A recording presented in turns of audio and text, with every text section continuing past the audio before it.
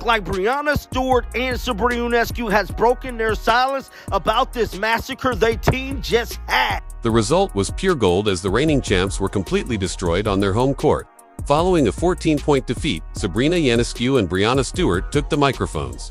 And they did something that startled everyone rather than offering an explanation. There was no space for discussion on who controls this league after their candid evaluation of Caitlin Clark's performance. Did you find the Liberty Stars' graciousness during the loss surprising? Or do you believe they were simply acting politically correct after receiving education? The performance we saw from Caitlin Clark today against a team that started off the season 9-0, a team that is the defending champions, might have been the greatest women's basketball performance we have ever seen. That might have been the greatest showing from a WNBA player we have ever witnessed. That was spectacular. The shots she hit in this game, y'all, were something like I've never seen any other women basketball player ever come close to hitting. There are NBA superstars out there that I have not seen have a game with that. Since context is important when you're seeing greatness recognized by other greatness, let's establish the stage. The New York Liberty entered the game as the reigning champions, comfortably atop the standings, perhaps believing they could defeat a hot team that had been having trouble without their best player. Rather, they received a basketball tutorial so comprehensive that they were awarded a diploma. After missing 5 games due to injury, Caitlin Clark showed everyone why she is the most crucial player in professional basketball right away. She had 32 points, 7 assists, and enough highlight reel moments to fill a Netflix documentary. Here's the kicker though. After being thoroughly outclassed by Clark in the Fever, Breanna and Sabrina Stewart didn't back down or make excuses. What transpired was that they delivered Clark the flowers she was due. Like we go on runs, they do as well. They're a great team. So I don't think it's defeating. I think obviously we know what a great shooter she is, and I think we just gave her too many easy ones. Obviously she has great range, and her ability to get her shot off is really impressive, especially with missing some games. And so obviously on a personal level, I'm really happy to see her back out on the court, healthy, feeling good, because obviously it's important for them. But when questioned about Clark's effectiveness following several game absences, without hesitation, Sabrina gave credit where credit was due. She gave credit to Clark's shooting range and, more significantly, her ability to make a shot in spite of defensive pressure that goes beyond simply being courteous. That's spotting great talent when you see it, even if it just made you seem foolish on national TV. However, Sabrina did more than merely praise Clark's abilities. She also conveyed her sincere joy at having him return to the court in good health. Personally, I'm thrilled to see her back on the court in good health and spirits, because while it's obviously important for them, I'm also glad to see her return. It's not appropriate to say that about someone you view as merely another adversary. That shows respect for a player you know is unique. The admission made by Sabrina that they gave Clark too many easy ones was the most significant aspect of her remarks. Consider that for a moment. One of the greatest shooters in WNBA history is saying this. Given that Clark's shooting skills are so exceptional that even somewhat open looks become automatic. Because Sabrina is knowledgeable about hitting threes from impossibly far distances, you pay attention when she says someone has exceptional range. Although Breanna Stewart took a different tack, her strategy was just as respectful. Stewart, one of the league's most successful players who has won MVP honors and championships, could have easily diverted attention away from Clark's performance by concentrating on officiating or team breakdowns. Instead, she accepted the fact that they were defeated by a superior team that specific evening.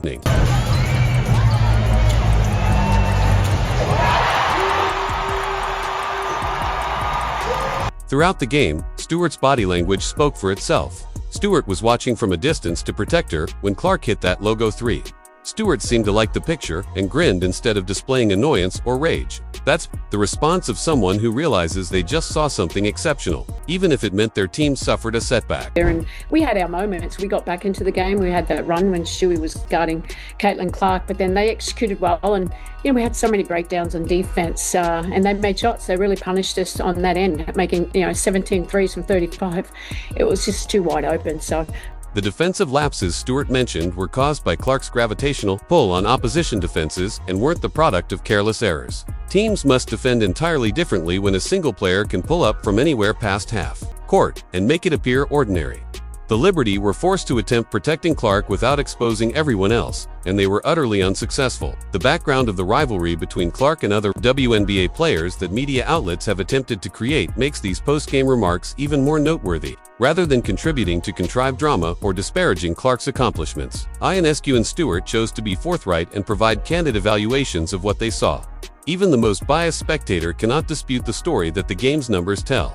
The Fever's three-point shooting percent was ridiculous. Professional shooters often make their shots when defenses are so intent on stopping one player that they leave professional shooters wide open, with Clark leading the charge and her teammates profiting from the attention she garnered. Acknowledgement that they taxed their players in an attempt to match the Fever's explosive burst illustrates the psychological toll that Clark has on rival teams. Rushing shots and defensive lapses resulted from the Liberty feeling under pressure to match the Fever's scoring output. It goes beyond basketball. That's one player controlling the entire game flow. The coach's point of view gave this narrative another level of complexity. Sandy Brondello didn't justify poor officiating or missing players. The Fever performed better and made their shots when it counted. She said, "When coaches at the championship level give praise to rival teams without reservation, you may be sure that the performance was genuine and outstanding." The Liberty's defensive stats from this game are especially terrible. They let up 102 points, 53 of which came in the first half, to a club that had been having offensive difficulties without Clark. It's more than just bad defense. The ability of one player to skew opposing game plans results in a total systemic breakdown. It was intriguing when Sabrina said that basketball was a game of runs, as it recognized that the Fever's supremacy wasn't due to a lucky break or a strong shooting night. She acknowledged that Indiana successfully carried out their game plan and remained intense the entire time. That is recognizing consistent excellence as opposed to fleeting good fortune. This game's whole plot is revealed by the shooting discrepancy. While the Liberty only made 20% of their three-point attempts, the Fever made 17 three-pointers. It's not luck. That happens when a team's best player draws so much defensive attention that everyone else becomes more threatening, improving the team's appearance. Stewart's analysis of the team's resiliency was insightful since it showed how deeply this tragedy affected their mental health. Although the Liberty take pride in being championship-level players, they acknowledged that they found it difficult to keep up with Clark's speed and skill. The Liberty's transition game statistics were especially harsh when the reigning champs are discussing the need to examine ourselves after losing to a club that was written off without their star, which speaks something about Clark's influence. When opposed to their recent difficulties in that area, the Fever produced 19 quick break possibilities. Clark's ability to quicken the tempo and provide scoring opportunities before defenses can set up is directly responsible for that. Stewart acknowledged this by pointing out how challenging it got when they were unable to establish their half-court offense and get stops. Ionescu's acknowledgement of their offensive difficulties when they are unable to transition shows how much their whole game plan was thrown off while Clark was there.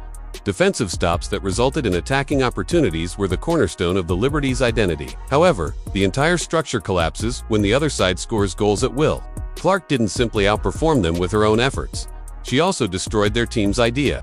The discrepancy in free throws during this game made matters worse. For the Liberty, they were unable to match the Fever's offensive effectiveness, even though they received more foul calls. Stewart's admission that they didn't reach the rim sufficiently illustrates how driving lanes became more challenging to locate and take advantage of due to Clark's presence on the perimeter.